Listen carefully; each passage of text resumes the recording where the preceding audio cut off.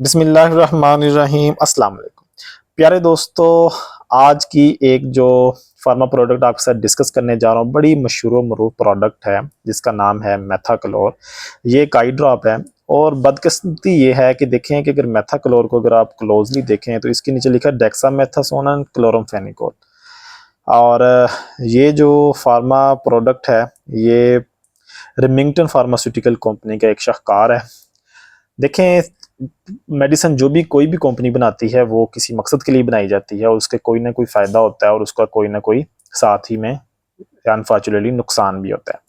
अब मेथाक्लोर एक ऐसी मेडिसिन है कि जो बेसिकली एक स्टीराइड और बैक्टीरियल जो एंटीबैक्टीरियल जो एक एंटीबायोटिक है उसका कॉम्बिनेशन है और ये बहुत पुराने वक्तों में ये जो ड्रॉप था वो तैयार किया जाता था। तो यही वजह है कि बहुत से जो ऐसे डॉक्टर जो कंसल्टेंट ऑफ्थेमोलॉजिस्ट नहीं है या आई का स्पेशलिस्ट नहीं है या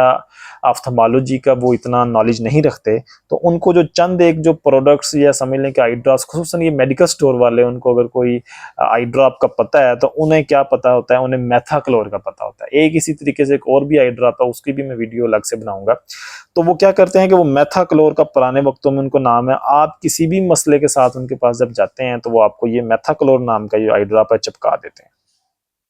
अब मसला ये है कि अगर आपकी आंख में कोई जख्म बन गया है, आपकी आंख में कोई चीज़ चली गई है, कंकर पत्थर चला गया है या कोई मेटेलिक पीस, लोहे का कोई पीस चला गया है, तो आप उनसे कहना है जी आंख में रड़क बहुत पड़ रही, तो उन्होंने आपको क्या कर देना है, आपको ये मेथाक्लोर या क्लोरोफेनिकोल का जो कम्बिनेशन है, डेक्सामेथासोन क्लोरोफेनिकोल कम्बिनेशन मेथाक्लोर आपको चिपका देना है। आपने आगे उसको डालना शुरू कर, होना क्या है कि ये जिसके अंदर देखें जो क्लोरोफेनिकोल है जो एंटीबायोटिक है, ये इसके खिलाफ भी अब बहुत से जो बैक्टीरियाज हैं उनको उनकी रेजिस्टेंस आ चुकी है। अब मीन के ये बैक्टीरियाज के ऊपर असर नहीं करता। सेकेंडली जो डेक्सामेथासोन है ये एक स्टीराइड है, तो जब भी बगैर किसी वजह के आप स्टीराइड किसी भी पेशेंट को दे देंगे तो जिसकी आंख के अंदर कोई इन्फेक्शन है, फंगल इन्फेक्शन है या कोई ऐसे फॉरेन बॉडी है या कोई उसका कोई भी प्रॉब्लम है, आप उसको इन्फेक्शन के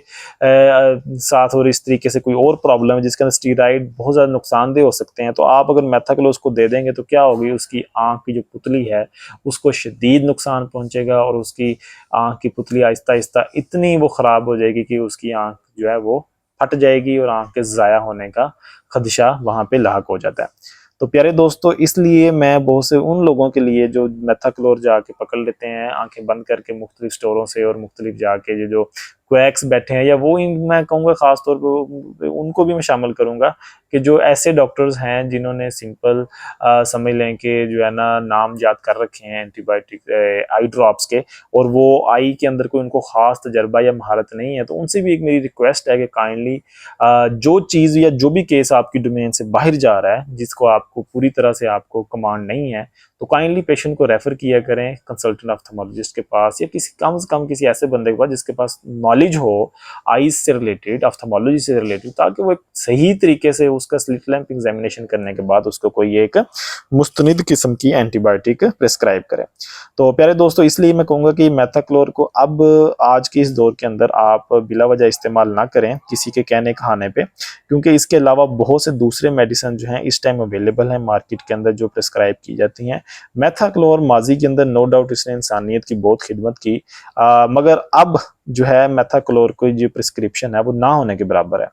तो लेकिन इसका अगर आप फिर भी अगर प्रॉपर किसी ऐसी कंडीशन का जिसके अंदर स्टीरॉयड और एंटीबायोटिक का कॉम्बिनेशन अगर चाहिए है, अगर उसके अंदर आप कर भी देते हैं तो कोई इतना नुकसान या इसमें हर्ज नहीं है। लेकिन आप बिला वजह सिर्फ एक ऐसे ड्रॉप का जिसका आपको नाम आता है आप उसको प्रेस्क्राइब कर देंगे तो समझ लें कि आपको फायदे की बजाय उल्टा नुकसान होने जा रहा है। तो ये आज की इस वीडियो बनाने का मकसद सिर्फ यही था कि इसके यूजेस नहीं बताना था, मकसद ये था कि इसका जो ओवर यूज़ हो रहा है उसके ऊपर थोड़ा सा हमें